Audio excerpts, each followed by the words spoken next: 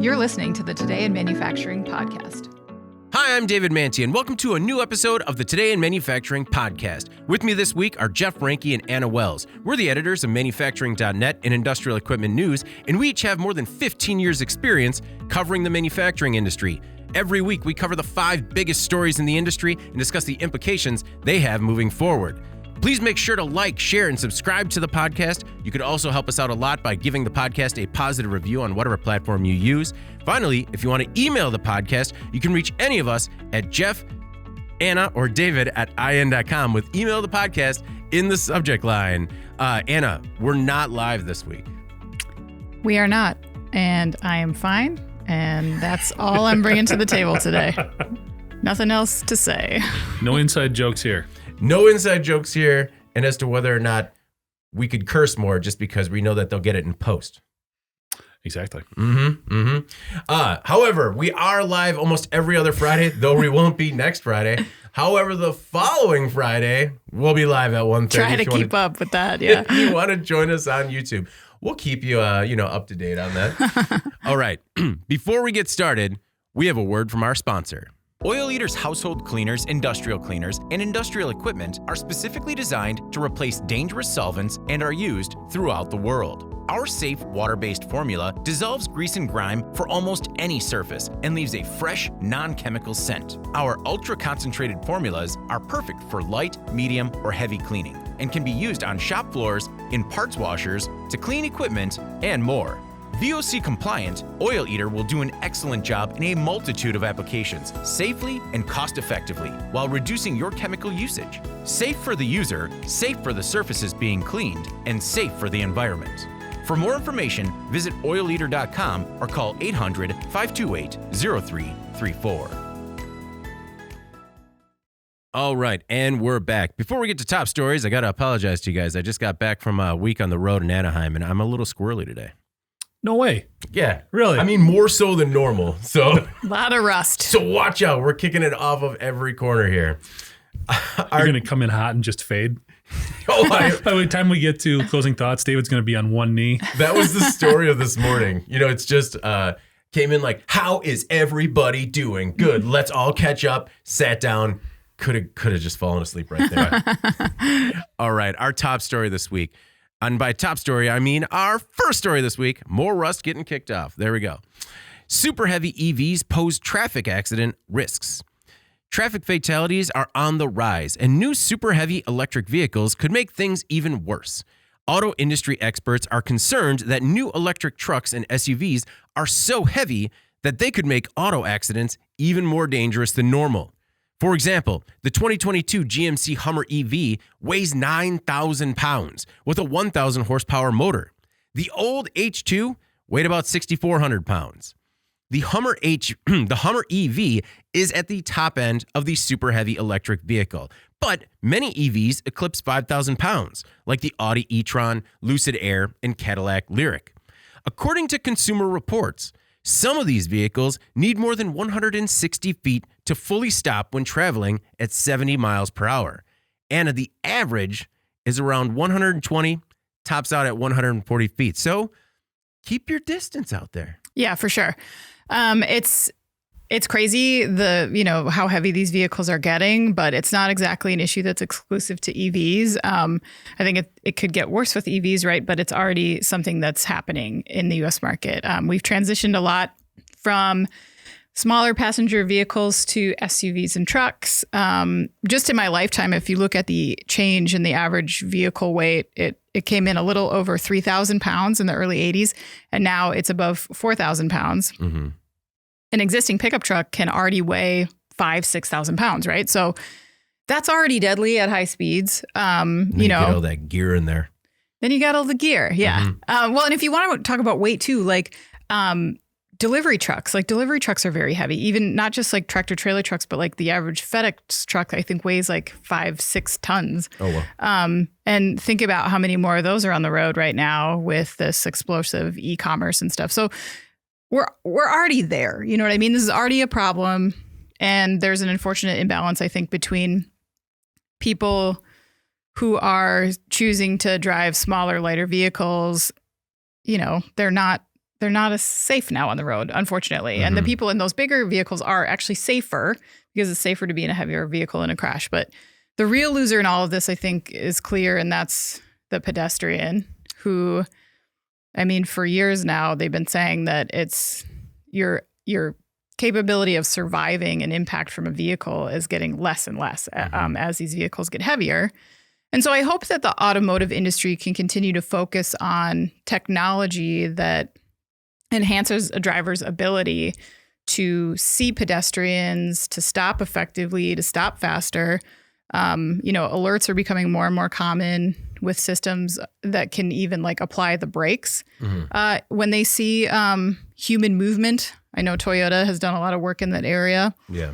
I honestly think the focus does need to be on these preventive technologies because, when we're talking about, I know we're talking about thousands of pounds increase. However, like these vehicles are already very deadly the way they are now. So no matter what, like trying to whittle off weight at this point, I don't think that that's really going to move the needle on safety. But what will move the needle on safety potentially is trying to advance some of these technologies that identify hazards, help you see kind of like crash avoidance type systems, pedestrian safety systems. And I think that's where we need to be focusing our attention, in my opinion. No, I completely agree that technology should be the focus. And Jeff, I think that was a big part. That's been kind of in the conversation ever since a couple years ago when I think it was an Uber driver in a semi-autonomous vehicle hit a pedestrian. We have a lot of this technology pushing things forward, and it's not quite there yet. But I think combining the weight, making vehicles a little bit more dangerous on the road, there are at least some exciting new technologies out there that could stand to make them a lot safer. I think that's all crap. I totally disagree with both of you. Really? No. It's good whenever we have these types of transitions. I'm the squirrely one, Jeff. No. Well, I mean, some of this is kind of straightforward. Yeah, I agree 100%. I mean, and this is, as vehicles have transitioned and taken on different shapes and forms, this has always been a concern. It always should be. So even though it sounds like an obvious one, this is definitely a conversation worth having. Yeah. Okay. Don't want to downplay any of the safety stuff here as well. Because, Anna was talking about how as consumer trends have changed, vehicles have gotten heavier because we're going to SUVs and pickups.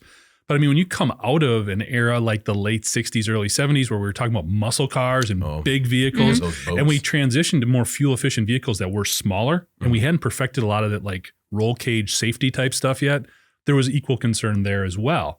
Well, we didn't see a spike in passenger deaths or anything like that. So it's good to have these conversations, but I think where it starts is in addition to a lot of those embedded systems that can identify drivers using sensing technology to make sure we don't get into those bad accidents, it's also putting the driver in a situation where they're trained to make better decisions. Okay, maybe as opposed to my daughter's learning to drive in a 4-door sedan that weighs about 1,800 pounds, if they're going to be driving an SUV or a bigger vehicle every day, maybe that's what they should be learning in. So they have an understanding on how those stopping distances are different. I think there's also something to be said for a lot of the infotainment devices that companies are embedding within the vehicles that lead to a lot of distracted driving. Now, I'm a little hypocritical there because I love having Bluetooth and all that other good stuff to make my commute a little bit more enjoyable. But if that's also serving as a distraction, and we've got these other concerns coming in with these EVs weighing more, I mean, we've talked about this a ton. People suck at driving right now. Oh, yeah. I mean, so there's other concerns there. So I don't want to downplay that. But one of the things that I thought about here too that was just kind of interesting is we're talking about EVs being heavier. So they need bigger battery packs with more energy, or that require more energy to still hit those ranges that people want, those 300 plus ranges. Well, that means they're going to be plugged in for longer. They're going to require more energy, more electricity, and we still have 60% of our grid depending on fossil fuels. So it is interesting to see a product or a product category that really had its origins in trying to get away from fossil fuels and be better for the environment, sort of almost coming around in order to get people more interested in them. Putting out products that are actually going to consume more fossil fuels in the effort of getting that power up so they have the ranges and make everybody satisfied with them. So it's kind of a weird cyclical dynamic there that comes with some of these heavier EVs. And kind of talking about that transition period, it's going to be that way in the interim, but hopefully the reliance on fossil fuels switches more to renewable energy. So that way, it's pulling from a more renewable source, not just traditional coal. Well, I hope some of these trends also, and we've talked about this a ton as well, gets us focused on fixing the grid so we can handle all these electric vehicles, especially if we're looking at more trucks and SUVs that require more power. Got a lot of work to do. There is a lot of infrastructure that's got to go into this. I read about how like the transmission lines to rural areas like don't really exist. So that's going to be a big barrier. So Joe Biden's administration is pushing, they have a goal to hit 100% renewable energy in the U.S. power grid by 2035, which is very ambitious. The reports I've seen suggest that maybe they could get to like 2/3, but which is still a tremendous advancement. If you can do that, but there is a lot to do. There's a lot of groundwork to lay there. I was surprised. We still have 20% of our grid coming from coal. Yeah, I mean, so to even get to 2/3, boy, that sounds impressive. Yeah, it would be. Yeah. Can't imagine the first time the fleet of autonomous electric vehicles is shipped, they're plugged in, and just the entire grid goes down. Well, if we get to some of those numbers where they want to be, where they want the certain percentage of vehicles on the road to be EVs, and when you see the way the OEs are shifting, where their offerings are going to be primarily electric vehicles, we got some work to do. The other thing from a safety standpoint that I thought about is as people are demanding more performance, to your point, Jeff, bigger batteries still have a big problem with batteries and accidents and battery fires being quite dangerous, not just for the people inside the car, but also the emergency personnel. So I think there's a lot of work to be done there as well. Yeah. All right. Our next most popular story. The world's first marijuana breathalyzer nearly ready. Cannabis is now legal in some form in 37 states. As restrictions ease, workplace drug testing is changing on a fundamental level. A recent report from Quest Diagnostics found that the manufacturing and logistics industries have seen steady increases in drug positivity rates every year since 2017. Still, some employers are dropping drug tests to try and attract new workers, but they have to balance worker safety with legal cannabis use. At the moment, the best answer seems to be the weed breathalyzer.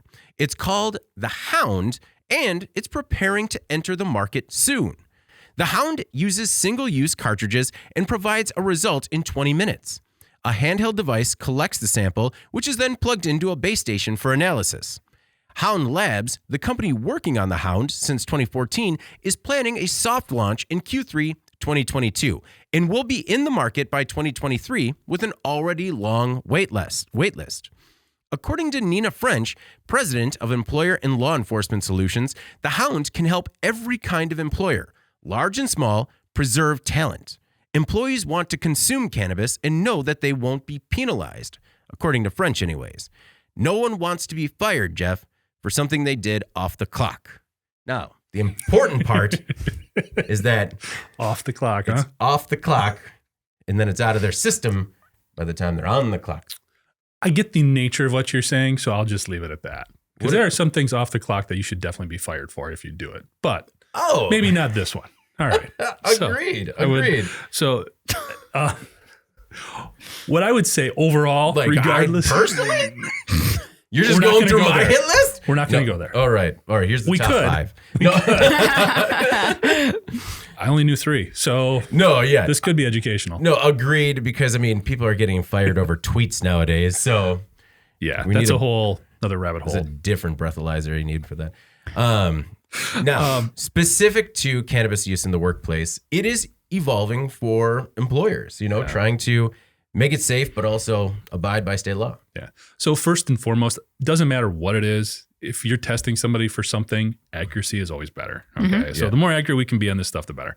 Now, I think it's interesting too. And I think you called out a lot of these stats, but THC, the chemical element in marijuana, dissipates after like 1 to 3 hours, something like that. But it can remain in the bloodstream for like 67 days. Yeah. Wow. Your urine. Yeah. Could you imagine if that was alcohol? Nobody would have a job ever. Nobody. Yeah. So I like the fact that this is being more realistic and bringing this into a perspective where people can deal with it on a real level. Okay. Right. And identifying if there's a real problem or if somebody just had a good time legally. Right. Also, I think this can help break down some of the stigma attached to some of these testing, whether it's because it's not really, if it shows up on the test, it doesn't mean it's really an indicative of a problem with this individual. So especially if they're using for medicinal purposes, behavioral, emotional support, things like that, there's some real life viability to using some of these cannabis products. Right. So I think it's a positive thing there. Other thing I thought was interesting is the Bureau of Labor Statistics actually put out a very interesting study. They looked at establishments that are doing drug and alcohol testing for new applicants or current employees, and they broke it down by industry.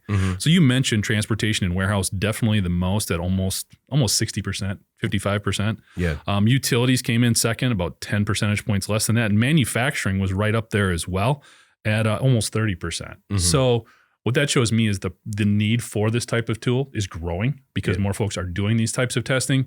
You mentioned the growth. We also ran an article on our sister brand, Cannabis Equipment News, has retail sales projected to hit $33 billion by the end of the year. Yeah. So that way we're also, in a way, sort of helping support a very growing legal business that's out there. I think those are all positive things. No, Anna, it's an interesting device because I think anytime that it comes to testing employees for anything, there's always sometimes that pushback, you know, like overreach, big brother. But when I was talking to Nina French for this article, it's all about, risk assessments and deterrence. And if you have, so for some of these, like when you're talking about transportation and logistics, some of these safety critical, you want to test 100% of your workforce on a kind of a regular basis. For other industries, maybe 40%. And it's all about, making sure that people know there's a random test that works. And, if they were using on the job, they could kind of get pinged for it. I also think that this is a potential tool that could help employers that really don't know what to do in this situation. Right. And I think that of not knowing what to do phenomenon sort of bleeds over into the legalization campaigns that happen just in the general populace. Like we've been following the development of this technology for years. And I think like this could be a major breakthrough for this industry, especially as it pertains to attempts to legalize marijuana in communities that have been hesitant to do so in the past. I think, the article talks a lot about the application in the workforce, which is critical. But also, like, I think the concept of safe cannabis use has been compared against safe alcohol use for a long time, and trying to gauge how much, if you can have it in your system and still operate a vehicle effectively. But up to now, there's really been no way to test, if somebody had cannabis. Yeah, no, it's, 3 days ago or whatever, or, and so if it's impossible to assess whether someone might be considered impaired, then I think it made a lot of people in voting blocks a little bit hesitant to say, like, yes, we agree you can do whatever you want. I think people wanted to know, like, if we're legalizing this, can we detect it in a traffic stop? Right. For example, So I don't know. I don't know that there's as many people out there that oppose cannabis use compared to those who just oppose like the idea of somebody driving around stoned out of their mind, Yeah, it does. A lot of it comes down to intoxication. And one of the things I want to mention is that this went from being a standalone story to a developing story because some competitors have actually reached out and challenged the claims that Nina made regarding whether or not the breathalyzer successfully detects intoxication. Interesting. Because, some of the things that or the claims that were made, there are differing studies that are out there, and I have a couple of interviews lined up for next week just to kind of see what some of the other tech out there is doing. Sure. But one of the things that she stressed is that typically, if you are using either medicinally or recreationally, if you're done by midnight, you're good to go by your 7 a.m. shift. And I just think it's the more information we have out there as to whether or not how you can safely use it. I always think of how people kind of use the rule of thumb, like 1 beer an hour and you should be all right. Sort of, like, I mean, it's different like that for everybody. Yeah. But, that's one of the wild cards with the cannabis industry where, sometimes 10 milligrams is not 10 milligrams, where you have the same 10 milligram chocolate and the next time you have the 10 milligram chocolate and it's just, wildly different experience. So I think putting any sort of technology around getting a better handle on how it's affecting people is a positive step forward. Well, and I think it's another one of those things. It's one of those things that leads to the thing because it helps improve the standardization of a lot of things within this industry that aren't there right now. Right. And it will get there as it becomes more legal, as it goes through more regulatory steps, if you will, where becomes more standard. Well, and the demand for this type of product is clearly there. Hound Labs talks about having a wait list that is incredibly long. They're running into the same supply chain issues that everybody else is right now. They're trying to remain an American manufacturer, but they're looking to all options in terms of contract manufacturing just because the demand is there and they need to get the product off the ground.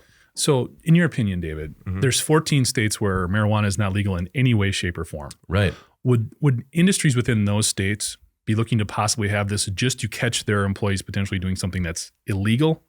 Or is it still more focused on, I don't want somebody who's been using drugs on my facility? Yeah, no, I think it's not catching people. I think it's that making sure that people are of sound mind while operating equipment.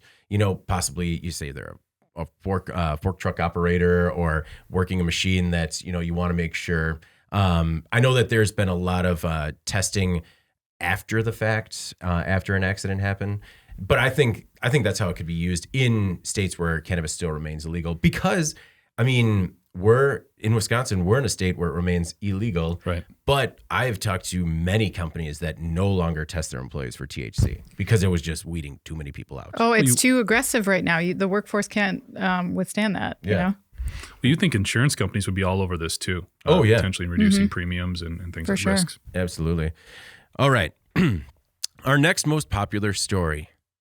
Kmart nears extinction. Dun, dun, dun. On Saturday, April 16th, the Kmart in Avenel, New Jersey.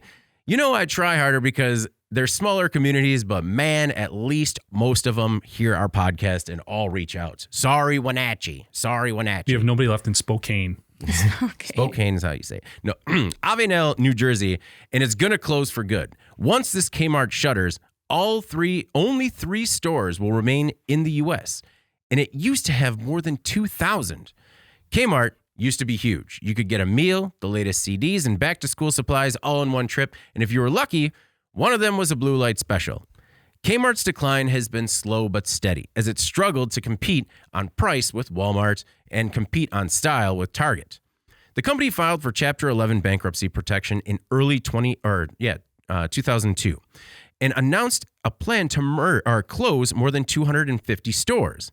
Then, hedge fund executive Edward Lampert combined Sears and Kmart and pledged to return them to their former greatness. The greatness, you guys, never came. I don't know if you saw that. Never came. Amazon rose, and Lampert stripped it for parts. Kmart and Sears, anyways. Amazon's just adding on to the colossal behemoth it is. It's a great visual. Yeah. It's too bad more people can't see. Yeah, no, going a lot with the hands, guys. For all the audio out there, the silence is filled with a lot of hand gestures. A lot of bear claw type movements there. So Sears filed for Chapter 11 in 2018 and only has a handful of stores left in the U.S. as well. Kmart still operates in Westwood, New Jersey, Bridgehampton, Long Island, and Miami. Jeff, when was the last time you were at a Kmart? Whew, boy, I don't even know.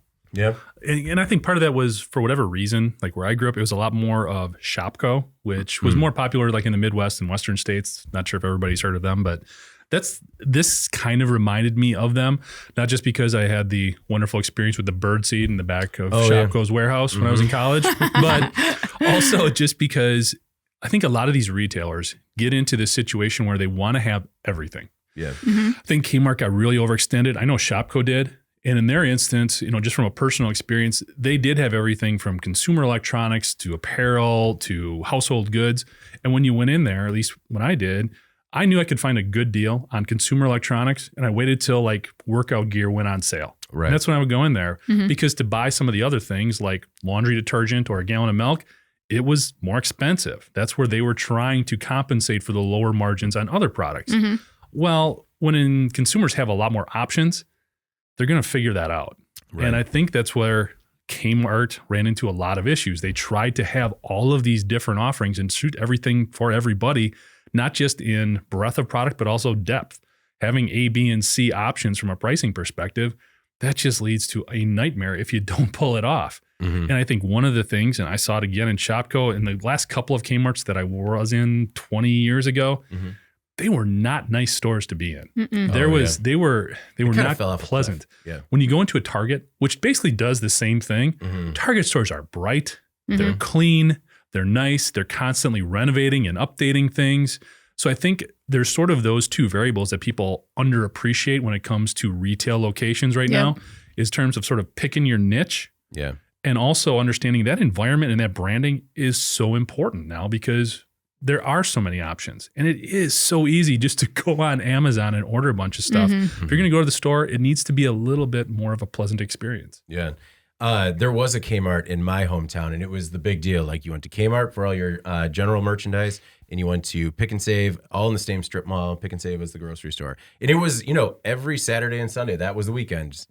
Families either started at one end of the mall, and then you met each other in the middle at George Webb's on the way back.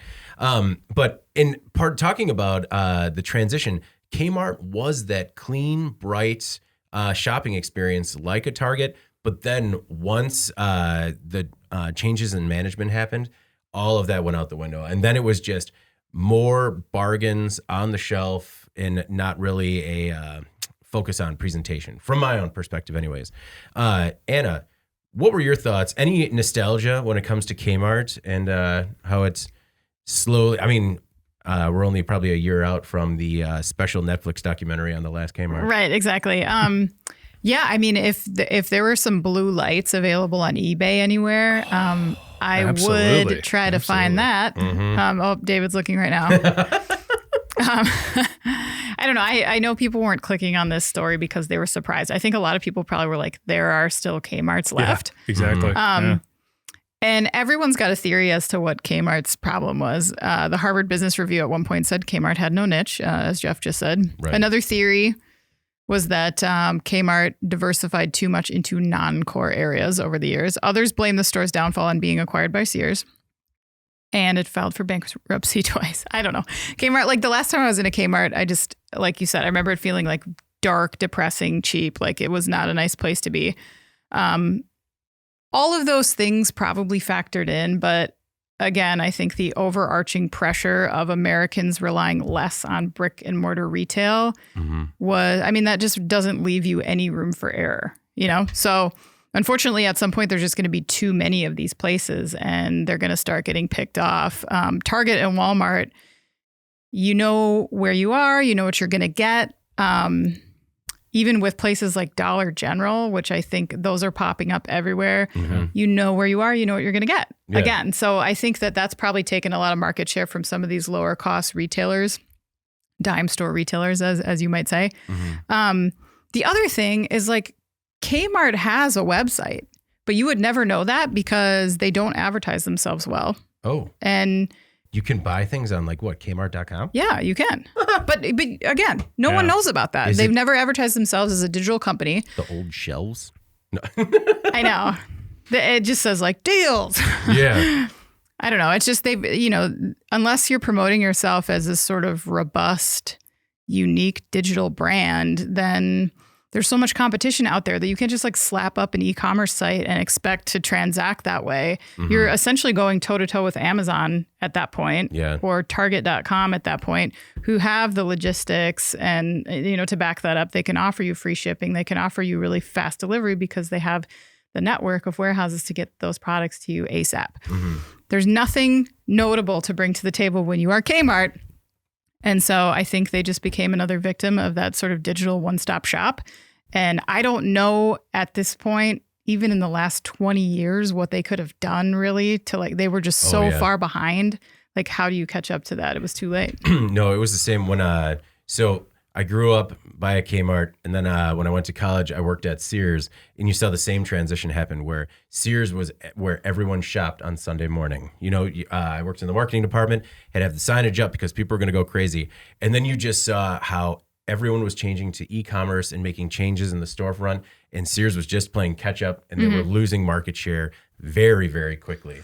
Yeah, and I thought Sears was one of those that would have had a chance. I remember we ran this story when this guy bought those two brands. Right. And I thought if Sears, on just the strength of the Craftsman brand. Yeah. I mean, there was never a brand, I think, that fell apart more quickly than Craftsman. Because when they started letting everybody carry it, now you can go to an Ace hardware store, you can go to Menards, you can go to some of these other places and find Craftsman tools. It's kind of crazy. And then they sold it, and it was like the only valuable thing that they had. And then it was just, that was it. So, and I think Sears did have a chance at that niche. If they could have been sort of like your higher end hardware store, I would have been all over that. I'm not thinking about buying, shoes at Sears. Right. It's just not going to happen. No, I bought a lot of beige sweatshirts at Sears for about $6.99. And to your point, like they failed to evolve. And I actually wanted to talk about Dollar General a little bit more because they've completely taken over rural America. Oh, for sure. And there's actually been articles out there about how if a Dollar General comes to your town, that means your town is dying. And it's, What? It's true. There's an article in The Guardian about how there's this entire movement where Dollar General only brings kind of like cheap quality products in a cheaply made store, and it kind of pushes out anything that has any sort of quality out of these smaller towns. There's one in our smaller town up in Crandon, Wisconsin, and that's where a lot of people shop. And the first time we went there as a family, I'm like, this is all garbage, right? And then I bought pots because we were getting new pots for the cottage, and the handle broke before I used it once. Anyway, so you're right. Kmart just struggled with an identity and struggled to keep up with people that were either going cheaper or people that were going hard quality. They just couldn't find their identity. I wanted to point out a quote from Mark Cohen, Director of Retail Studies at Columbia University in New York, because he's a former CEO of Sears in Canada. He says, it didn't have to end this way. Trying to compete with Walmart on price was a foolish strategy, and Lampart was criticized for not having a retail background and appearing more interested in stripping off the assets of the two chains for their cash value. He says it's a study in greed, avarice, and incompetence. Sears should have never gone away. Kmart was in worse shape, but not fatally so, and now they're both gone. And I want to wrap this story up by my most memorable purchasing experience at Kmart. So I bought my first boombox there. Yes. With the CD player when I made the switch from tapes to CDs. What was the first CD that I bought? First CD you bought? Yeah. MC Hammer. Close. That was actually the transition. I was moving away from my Hammer tapes. So Green Day Dookie. Oh, that was actually like the second one. Yes, I was close. No, the first one, I'm so ashamed to admit it, it was the Men in Black soundtrack. I would never have gotten that. Yeah, no, it was, but that was one of my favorite experiences in Kmart was my friends and I, we would all go to the electronics department and we're just like flipping through the CDs in those huge like plastic cases, the anti-theft devices they used to keep them in. Anyway, still have the CD because I don't let anything go, but the boombox didn't make it. That can be your outro music. Yeah, the Men in Black. Yes. Oh man, I was about to start singing it and then remembered we were recording.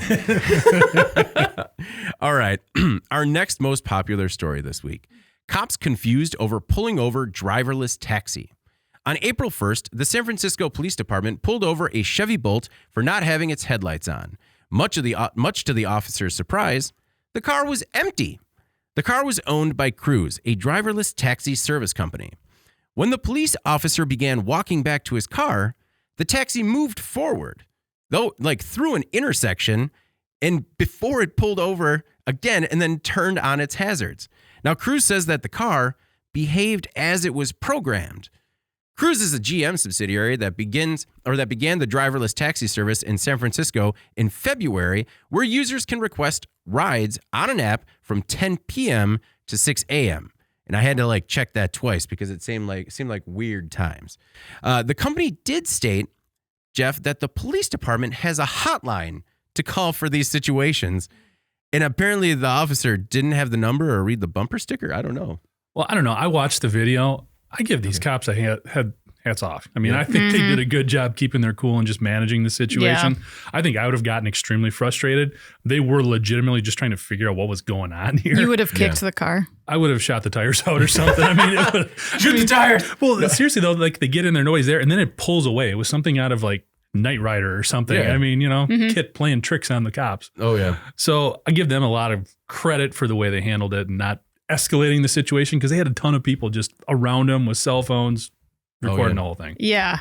I think the bigger question really is, why weren't the lights on? Like that would be the bigger concern there. Yeah. Obviously, if you're an autonomous vehicle, the vehicle doesn't need the lights to navigate, but other people need to see you coming. Yeah, Exactly. So talk about pedestrian safety. Especially because these vehicles only run from 10 a.m. to 6 p.m. No, or excuse 10 me, 10 p.m. to 6 a.m. Yeah. Sorry. Yeah. So yeah, lights are kind of important. So a unique situation, probably only in San Francisco could you see something like this kind of come out. But yeah, I think we need to follow up on this and figure out why the lights didn't come on. Well, and Anna, we also have to reconcile with the fact that we're going to be driving in our lifetimes and being passed and passing cars with no drivers. And at a very basic level, it's going to be weird. It's going to be weird and scary. Like, I don't know. I found this story to be like equal parts amusing and alarming. Yeah. And the hilarious part is obvious, right? But the alarming part, like, I don't know. It seems like it's going to be really challenging for these police to handle this, especially when we're still working out the kinks. Like, can a ticket be issued to this company? Like, Exactly. So there wasn't, but shouldn't there have been? yeah. I think so, It feels like this should have maybe been kind of tougher on these Well, guys. I agree, and I think it comes back to just the amount of work that needs to be done from a regulatory standpoint, and how this is like going to become consistent as a framework around how these vehicles operate, and also like accountability and ethical questions that really have not been answered yet. Like, do we as a society assign responsibility when something goes wrong, and to whom? I mean, in the event of a failure, like, whose fault is it? Are we throwing a software designer in prison? I mean, at some point, does the machine, like, we just decide that we're going to just accept a certain amount of risk that comes with these machines, and that's just how it is? It just sort of like sent me down this wormhole of like abstract questions, but you get my point. Like, clearly these cars are still being adjusted. They're still being modified. You mentioned this earlier, incidentally, the fatality that took place in Arizona. Right. It was an Uber driverless car that was being tested. It had a backup driver. Uber, incidentally, escaped liability in that case, but the backup driver was charged with negligent homicide. Right. Yeah. So say there's an accident with this vehicle that has no headlights on. Say the vehicle drives off and hits somebody. It seems like the technology is evolving faster than these questions are being answered. And that's concerning to me. Well, Jeff, or Anna, if we are pulled over without our headlights on, we get a ticket. I mean, at a very simple level, like, I know that we used the word a few weeks ago, but I mean, crews should have like a company mope that whenever something goes wrong, someone has to be to blame. Because what I was thinking, The mope. yeah, and it's just, when you talk about like, is it the software designer? There has to be somebody that, is held accountable for these sort of situations. But who wants to be that software designer then? If like anytime, they're testing these without them being ready for prime time, I understand. I'm not saying I understand. It's, like the chief donut officer. No one, only the opposite, because people want that. No, there has to be something there. Like, because after I read this story, I just thought, well, why wouldn't these all be drug mules? Why not just, why wouldn't you just exactly where your brain went, huh? Well, or like, I mean, I was thinking like, well, yeah, that's where my brain went. Well, it went like to all other nefarious things where, think of when people commit crimes and the driver is charged with the same crime as the one that the person committed, it's not that far of a stretch, because when you look at the fact that when the cops pulled us over, they couldn't get in. They tried to open the doors. They could not get in. So, I mean, it's not that far-fetched. There could have been something in the trunk or whatever if the cops can't actually access the vehicle without calling a number or whatever. Because I think in this case, they called the number and then like a maintenance vehicle came out to deal with it. But there's that. And also to Anna's point, I mean, the thing was stopped and then the cops got out and then it lurched ahead another 100 feet. Lurched is a strong word. That isn't true. It pulled ahead. Yeah. Another through an 100. intersection though, right? Yeah. Yeah. So who knows if there are people there. Now it's supposed to have cameras and sensors and all the good stuff to detect pedestrians, and that wouldn't be an issue. But that was an unexpected movement right there. Mm-hmm. If there was somebody around the car, especially in this case, where it was sort of a spectacle because cops couldn't talk to anybody in an unmanned vehicle, could have been a huge safety situation. I mean, we talk about the training with EVs and emergency personnel with battery fires. This is going to be a complete learning curve for law enforcement. Yeah. Untraceable autonomous vehicles. Could you imagine? Ghost vehicles. Ghost vehicles. Ghost vehicles. Running drugs. Filled with cocaine. All right. We took it to that. Okay. No, David did. I mean, they have to mule something. Cannabis is going to be legal. They're not monsters, so it's not heroin. No, anyway. Our most popular story this week. What time did that flight get in last night? 2 in the morning. Attaboy. Yep. That's the eyes are just widening. No. Do you want some Mountain Dew? No. Gas on the fire, Jeff. All right, our most popular story this week. Suspicious potato turns out to be grenade.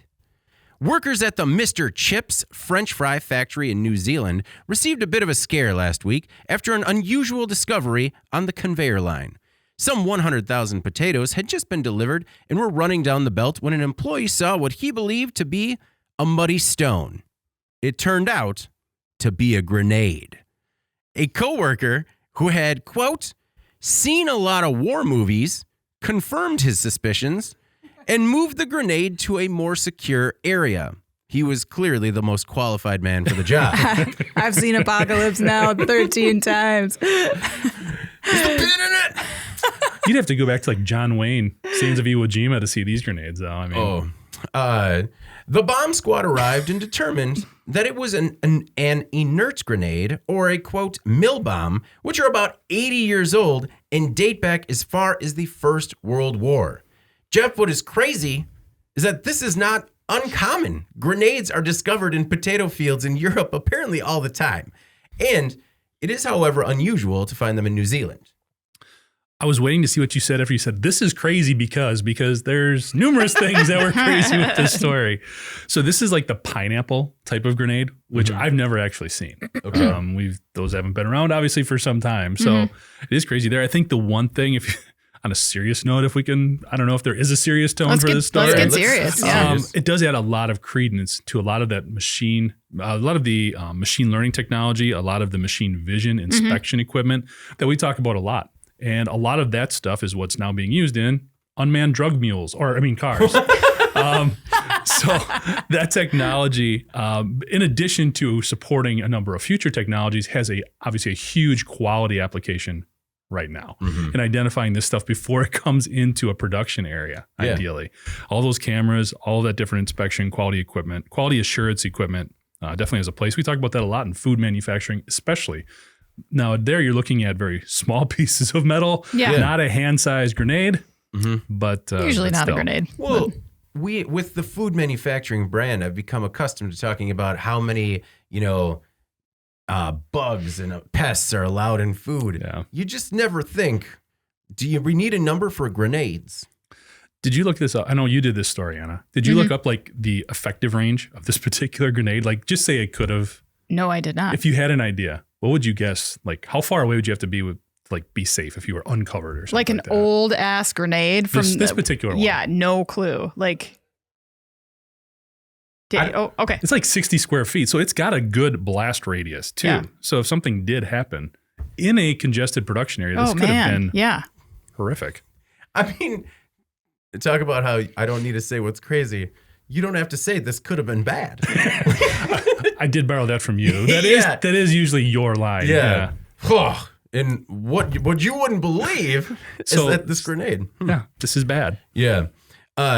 So Anna, according to the Smithsonian Magazine, more than 2,000 tons of unexploded munitions are uncovered on German soil every year. Jeez. That is incredible to me.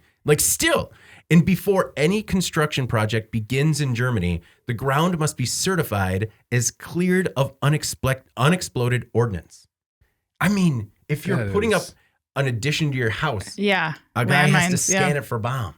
David, that's bad. Mm-hmm. Did you know? Crazy. Anna, I know that you worked on this story, and so you got to learn a lot more about Mr. Chips, but Mr. Chips. I mean, Mr. Chips had a grenade problem. Do they market it now? I don't know. Maybe now with less grenades. Yeah. Always no grenades. Low sodium, no grenades. No grenades. The story was sort of fun in the sense that it was a unique find and nobody got hurt again. Right. Yeah. So I thought it might be even more fun to look at things that have slipped through the cracks at food plants and actually made their way, or allegedly made their way into consumer hands. Like, imagine an inert grenade like making its way into your like bag of russet potatoes and you bring it home. Yeah. Okay, so here are a few that I found that were particularly interesting and gross. In October of 2010, a Michigan couple named Tim and Marty Hoffman discovered a small frog in a defrosted bag of Meijer's store brand mixed vegetables. What? Oh. Yeah, that should have been caught. It should have been the first one either. You got to walk us in a little bit more. Maybe she is. I mean, God. They're not good. None of them are good. In 2009, a man named Stephen Force found a small mouse had been smashed and baked into his loaf of bread. Oh, come on. Wait. Let me finish. Though it was missing its tail by the time he discovered it. No. Yeah. And the manufacturer like pled guilty, I think, to whatever came up after that. And they were fined like $26,000. Oh, animal cruelty. That's it? That's what he went down for. Wow. No. Hey. OSHA, they got no teeth. Or tail. is coming for you. No. Oh And their God. mice have no tails. So are you insinuating he ate the tail? I'm not going to say that. I don't know, but where was the tail? Just saying the tail wasn't there Yeah. and some of the bread was gone. Oh, Right. come on. I've never puked on the podcast, but we're getting close. All right. Okay, this last one is not as bad. Well, it's bad, but in 2008, a 21-year-old woman began to eat a frozen macaroni and cheese meal and then bit into something hard. She then realized that 2 1-inch carpentry nails were in the macaroni and she had swallowed a third. Oh. I mean, that's not gross, but that's scary. I know, super scary, It's right? not at least the others were organic matter. We could almost use that to segue into the IEN Now that ran today. On the slime robot. Oh, yeah. Oh, Go in man, there and grab stuff. Yeah. Well, you're going to need the slime robot to get the nails out of your mac and cheese in your stomach. Mm-hmm. What? So the moral of the story is that not only could have been worse at the factory, but it could have, had it made itself into the food supply, that would have been a pretty terrifying situation. That would probably no one would have eaten a grenade, but they would have filed a lawsuit, I bet. Have either of you guys had examples of contaminated food like that? I don't think so. I'm trying to remember. I've had contaminants in my food, but nothing like Just alarming. like moldy stuff or something like that. Nothing I had to that extent. I had big blue pieces of plastic in my tater tots once. We just had a big plastic marker in our popcorn bag, and I emailed the company, and they were like, "Sorry, here's the coupon." Yeah. You get the coupon to try us again. And I was like, "But I love your popcorn, so I'll totally keep eating it." Yeah. No, it's The most easily appeased whistleblower ever. yeah. A bag of any size, I said. Thank you. Cheese too. Oh, whoa. Way to really throw the book at him, Anna. Yeah, yep. Really, living up It's to not that. a frog. If it had been a frog. Living up to that hammer nickname you were given there. So what was the frog was in frozen vegetables? Yeah. Oh, I'm just. So it everything was horrifying. probably a frozen frog. And Oh Yeah. yeah. looked like, it was green, you know? Mhm. You see It's how like, it what's got this there. Just Brussels it should sprout? have been caught. Yeah. Obviously. Mm-hmm. Mm-hmm. Is that obvious? It should have been caught. Yes. Not a good It statement. should have been caught. Well, the problem here is they really should have caught that before it got bagged. They never should have let that mouse in the bread. It is really hard to catch a frog. Yeah. I mean, at least They're fast. The frog and the mouse, I understand, but like the nails are troubling Oh, man. because those either fell out of a machine somewhere or someone like deliberately put those into the line. Yeah, that's terrifying. Oh my goodness. Well, hope you're listening around your lunch break. So before we move to, in case you missed it, we have another word from our sponsor. Oil Eater's household cleaners, industrial cleaners, and industrial equipment are specifically designed to replace dangerous solvents and are used throughout the world. Our safe, water-based formula dissolves grease and grime for almost any surface and leaves a fresh, non-chemical scent. Our ultra-concentrated formulas are perfect for light, medium, or heavy cleaning and can be used on shop floors, in parts washers, to clean equipment, and more. VOC compliant, Oil Eater will do an excellent job in a multitude of applications, safely and cost-effectively, while reducing your chemical usage. Safe for the user, safe for the surfaces being cleaned, and safe for the environment. For more information, visit oileater.com or call 800-528-0334. All right, and we're back with In Case You Missed It, the stories that might not have been as popular on the site, but still stand to make a big impact on the industry going forward. Jeff, I'd like to start with you. What is your In Case You Missed It this week? So one of the things that all these supply chain challenges have really brought to light for me is really the size of the role of freight railroads in the U.S. We don't really think about it too much because passenger rail is such a hot mess. We've never been able to figure that out or get it going. Yeah. But freight railroading is a huge contributor to the supply chain. We're looking at 140,000 miles of freight rail. About a third of all exports are hauled via freight, and about 40% of long distance volume goes by freight trains. Wow. So basically, with all these supply chain issues, what's happening is a lot of the products that are hauled by freight, which are freight trains, I should say, agriculture like grain, stuff coming out of the ground like coal, as well as chemicals and other things of that nature that they haul in huge quantities. All those things are also experiencing the same delays as the regular products we see every day. And you've got a lot of regulators and lawmakers saying, hey, what's going on with freight rail? Why is there such a delay in all these things? We've got farmers showing up at the grain mill. There's no trucks, there's no cars to put their stuff on and haul it. So they're putting pressure on the railroads. Now, there's basically 7 railroads in North America that control everything. All of the rail line is actually privately owned as well. Okay. So they share it. It's kind of communal, but it's not controlled by the government. So they're really depending on these 7 companies to do more, which means spending more money and hiring more people and all that good stuff. These are companies that have seen record profits in tens of billions of dollars for the last couple of years. So it's come to a head now because the government's saying, you got to do more. You got to hire people to help us out. Surface Transportation Board Chairman Marty Oberman said that the major freight railroads placed too much emphasis on lowering costs and satisfying shareholders as they eliminated 45,000 jobs over the past 6 years and cut their workforce, he's quoting, to the bare bones. So they're going to hold a meeting later in April to figure out what should be done and how much more pressure they can put on these freight railroads to hire more people, to get more stuff in the cars. The railroad operators are saying, look, we've found a way to be more efficient. We've got bigger trains with more cars hauling more stuff.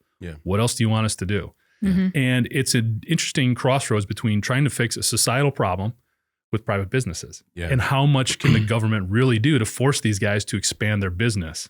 Now, a lot of the railroads have said, hey, we can do things better and we're going to try, but they're dealing with some of the same hiring issues that everybody else is too. So it's an interesting situation that who's going to come to the solution first? Are the railroads going to say, you're right, regulators, we do need to do more. We're going to maybe trim some of our profits in order to get more stuff on these cars and get it delivered? Or are they going to stand their ground and say, look, we're a business. We're doing the best we can. This is our playground. You haven't messed with us for the last 100 years. Don't mess with us now. Yeah, but they're dealing with the same worker shortage as everybody else after cutting 50,000 people. I mean, I'm not going to argue either side of it. But if they're a business and they've found a way to be more efficient, they have a right to do that. Now, you would think there's also opportunities with hiring more people, and I think the railroads are open to that, but they need to do it at a scale that allows them to continue to be profitable and efficient, as opposed to just throwing a bunch of more people out there, maybe not have them organized the right way.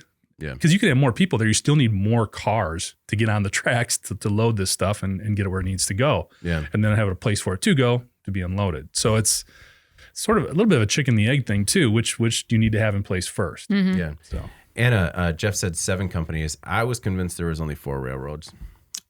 Are you talking about monopoly? That is my only frame of reference when it comes to railroads.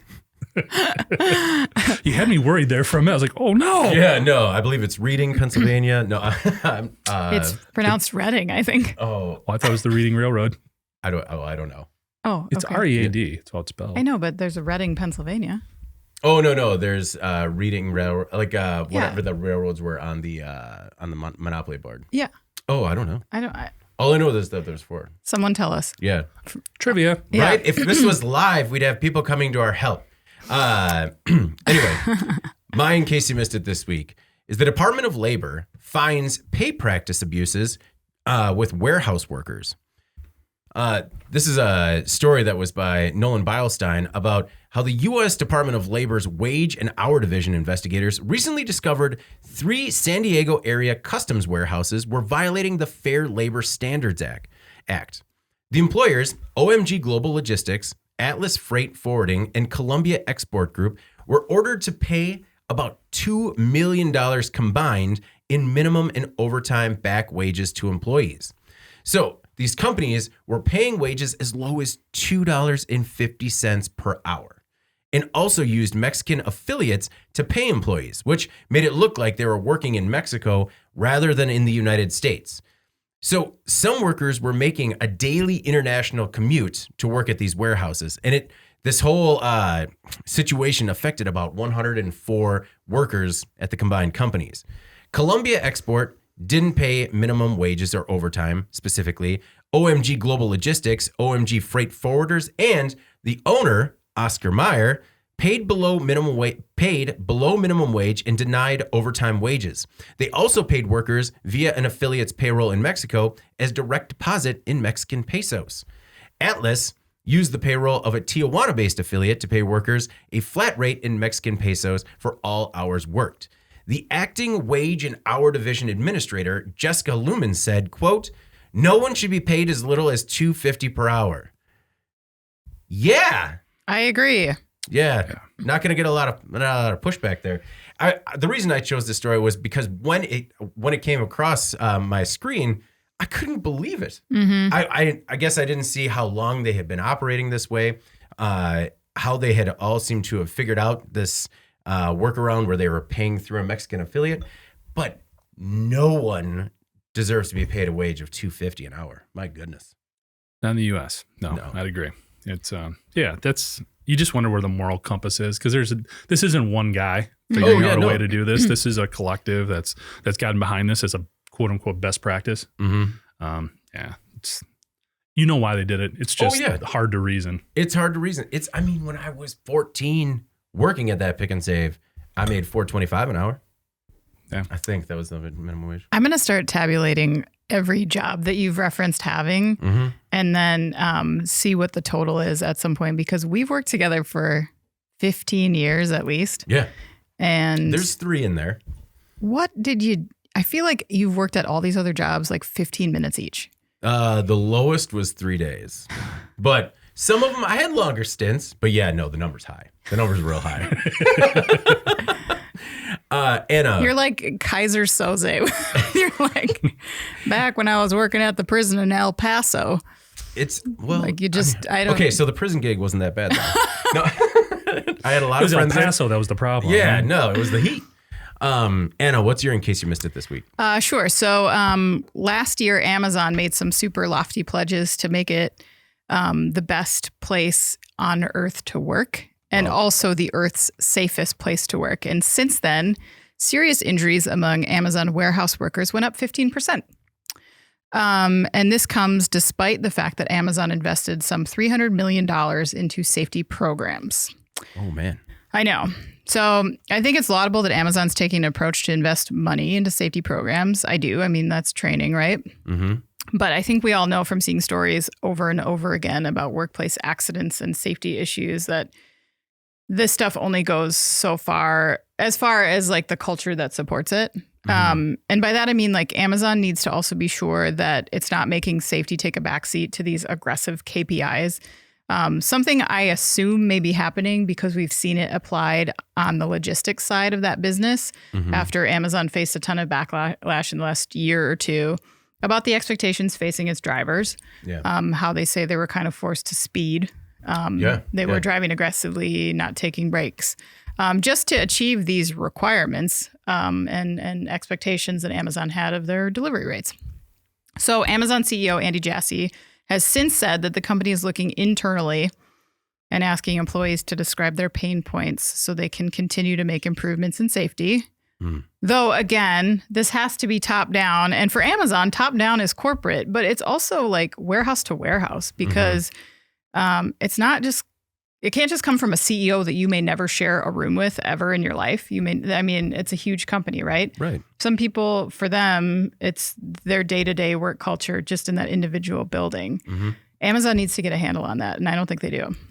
What is the what's the old box that used to be on the outside of the manager's office? Oh, the complaint box or whatever, the feedback box. Suggestion box. Yeah, suggestion box, yeah. The anonymous suggestion box. That's, sorry, when you were talking about how there needs to be more communication, I just see these workers walking up to the manager and him being like, oh, all right. Yeah. At least it's not $250 an hour. Anna, this article had some incredible stats, like, talking about just what percentage of the injuries are coming from people employed by Amazon. I was frankly surprised by it. Jeff, how about yourself? Well, I think it sort of proves some of those people who think Jeff Bezos is a robot because his response or his focus on safety is more robotics, more technology, as opposed to addressing, like you were saying, some of the other more cultural issues, which is overwork, making sure people are doing things the right way in a more ergonomic fashion, maybe redesigning the warehouses a little bit to support those types of things, which is what we've seen from companies much, much smaller than Amazon. Well, and interesting too that the serious injury rates were so much higher at automated warehouses than the ones that were not. That's what the report said, 30% higher, I think, serious injury rates at robotics intensive warehouses, which is scary to think about. Well, and it's crazy. It's crazy that a third of U.S. warehouse workers are employed by Amazon. Yeah. That is just crazy. But then Amazon still accounts for 50% of the injuries. I'm trying to wrap my head around those numbers. And when I joke that it's a juggernaut, then you're like, no, really, they're huge. It's massive. They're huge. Yeah. But they're going to be Earth's safest place to work because they're going to move heavy industry to space. And they're going to be the moon's most dangerous. Yeah, that's right. It's a reality Safest show. on the Earth, most dangerous on the moon. All right. Well, let's move on to our final thoughts this week. Anna, what's your final thought? Oh, no, I was hoping you wouldn't come to me first. No, that's fine. I can start with my final thought. Mostly because, as Jeff mentioned earlier, like I'm at the end here. You're on your last. No, we're on fumes. Yeah. No, it was great to get out traveling again. I was at the trade show out in Anaheim, which is, design and manufacturing, ATX robotics, medical design and manufacturing, CanPack. I wish they would just give it one name because it's hard to know which part of it you're in. But it's not D&M West or... Well, no, it used to be like D&M West is part of it. It's like one of the six that's just icons. part of it. Okay, Yeah. I see. All right. But it was a great time. People were excited to be there. I heard that there were, less people, but higher quality leads. Better than last year's show. Some of the frills were gone. No frills, huh? Like carpet was gone from the trade show. Like, some of the check-in process was a little bit, we're getting through it. Were people still bringing their tchotchkes? Did you get a stress ball or anything? I talked to Jen Hurst about this. She's the president of Master Control, a software company, about how I never had a tchotchke game until I had kids. I never even looked at him. Actually, we used to have a coworker who shall remain unnamed, but if you remember, she brought a separate bag behind her just for tchotchkes. It was a wheeled suitcase, and she would walk past every booth and just boom, in the bag, every tchotchke. And that's you now? That is not me. I was modest. I came away with like a yo-yo, 2 robots, courtesy of Master Control, and what was the fourth one? Oh, sunglasses. So just a fanny pack then. Yeah, that's all I needed. But I still like. And he has that anyway. Yeah, exactly. Might as well stuff pack. it full of robots. No, but it was a great time. Saw some great people like the guys from SDPSI, Cosina. Got to catch up with a lot of people that I just haven't seen outside of Zoom in a long time, and that was really nice. So just good to get out there, but traveling is still the same. Airlines. We joked about it the other day, but I did see that I was on a 737 out there. Like they had the little emergency procedures card. I'm like, that's not good. But it was all good. The only thing, not the only, but one of many things that I could have changed was I should have broken in the mask. Oh, that's a long day of it. Yeah. Yeah, I went in with a fresh mask on a 4-hour plane ride, and the ears were seeping from the back at the end. Oh, yeah, seeping. Yeah, but and the only other final thought I had is that today is my son Dez's birthday. So happy birthday, Dez! Happy birthday, Dez! Yeah. That's awesome. Yeah, we're going to spoil you so much. I'm sorry, and you're a bad person later in life. No. Why do I have to learn? Everything was always handed to me. That's on me. Anna, what's your final thought? Yeah. So, well, I'm glad that you're back. We're glad that you're back. It was a skeleton crew this week. And I would also like to say, Andy Zoll, please come back from vacation. We need you to come back, bud. It was so We're quiet. dying over here. Right? It was so quiet. Like, we even noticed that the quiet one was gone. I know. Yeah. No, I mean, where did Sal go again? Florida. So he's going to come back with just, I don't know. Super tan? He's tan, cornrows. Yeah. The whole thing. The beaded hair. He's going to be like, and then I went to the beach and there was sand everywhere. And butting right up to it, water. And it just coming in and going out and coming in. I couldn't believe it. First it's up to my ankles and my knees. Ridiculous. I was praising. But no, really come back. Jeff, what's your final thought? So I'm looking forward to Monday. Going to do something I haven't done in about 4 years, which is go to a Milwaukee Brewers baseball game. Ooh, yeah. Man, looking forward to that very much. Also, you're talking about stuff coming back from trade shows. I think at some point, two of my daughters must have had like a stack like 3 inch, 4 inches high of just like notebooks that you would get whenever you went to the press things. So then they filled them up with all sorts of interesting artwork. Oh, yeah. So, well, actually, talking about the tchotchkes, they're a lot less because companies that actually only the companies without tchotchkes were saying that people don't do it anymore because they're only sending serious buyers, and serious buyers don't want tchotchkes. And I'm just like, sorry, I'm gonna take a yo-yo. All right, Jeff, trivia. So last week we were looking at doing, according to the Army's matrix here that they had figured out, doing what they classified as easy work in temperatures of not the sun, not working on the sun, of 85 to 88 degrees Fahrenheit. If you're doing that for an hour, how much water should you drink and how much rest per 60 minutes should you take? Well, the Army says you don't need any rest. If you're doing easy work in that temperature, no rest, and you should have about 3/4 of a quart of water. So we did have 2 people get it correctly. Really? Oh. So good work to them. They either figured out some stuff on Google or they just knew some things from Boy Scout. Either way, interesting. Good work to them. So great to get out some shirts and hats. You got to remember these are kids, Anna. These are, these are younger people that are doing these tasks in this weather. It's not us that are like, okay, we need breaks. It's nap time. Breaks and water. Every hour nap time. Yeah. Water is still important regardless of age. I can't believe how tired I get just standing outside, making sure people don't run into traffic. Wow. Exhausting. All right. Way to keep them out of traffic. Well, I mean, David's asleep right now. bare minimum. Soon. All right. So then we'll get right to the new trivia question. Let's get to it. Borrowing from Anna's theme with the potato hand grenade story. Whoa. That's my Looking theme. at the standard for throwing a hand grenade, which is something everybody has to do to get out of basic training. You have to throw a live hand grenade. Oh my God, really? Oh, yeah. Okay. Sounds kind of cool. Yeah, it's pretty cool. Yeah. Once you... It is, Alex. Yeah. It's awesome. So once you throw it, what is the standard of time after you let go of the grenade to get down / seek cover? In other words, don't do like I did, where I threw it and I wanted to see it blow up, and the drill sergeant hits me upside the head and said, "Get down, John Wayne." According to the Army, now you want to get down before this, but what is the Army standard, the maximum amount of time before you, after releasing the grenade, need to seek cover? Well, I've seen a lot of war movies. So what I is every team's I'm not got going to tell you one. if you're right, but what do you think? What is your guess? 3 seconds. Okay. Like a 3 count. 5? Okay. We shall see. Yeah. See how you stack up against the Yeah, the manufacturing podcast geniuses on panel. this panel. Do you practice throwing potatoes? Because there's a specific way you're supposed to throw a grenade, right? Yes. Yeah, it's not like throwing a baseball. You should not throw. It's more like a sort of a combination between a football and a lob is the best way to do it. And yes, you do. You have to actually qualify with hand grenades, which is throwing at a bunch of separate targets. Oh.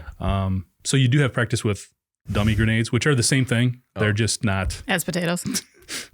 They make a pop. They do have a fuse in them, but it's not like dangerous. Obviously, Is it a hot potato? Or is it Oh yeah, who was you do not want to have to throw a hot grenade. who was the commenter on the site for the potato story that just left? Now that's one hot potato. It's probably Nolan. Just dropping gems as a anonymous source. I'm not going to be able to find it, but you know who you are, and thank you for everything you do in this world. All right, so get back to Jeff on the trivia. I'm pretty sure it's 3 seconds. But I haven't seen a lot of good war movies. All right. Anything else before we get out of here, guys? Take us out, David. All right. All right. Before we get out of here, please make sure to like, share, and subscribe to the podcast. To email the podcast, you can reach any of us at Jeff, Anna, or David at IEN.com with email the podcast in the subject line. Finally, if you want to make sure you get the podcast to your inbox first, make sure to subscribe to our daily and weekly newsletters. All right. For Jeff and Anna, I'm David Manti. This is the Today in Manufacturing podcast, and we'll see you next week. Thank you for listening to the Today in Manufacturing podcast.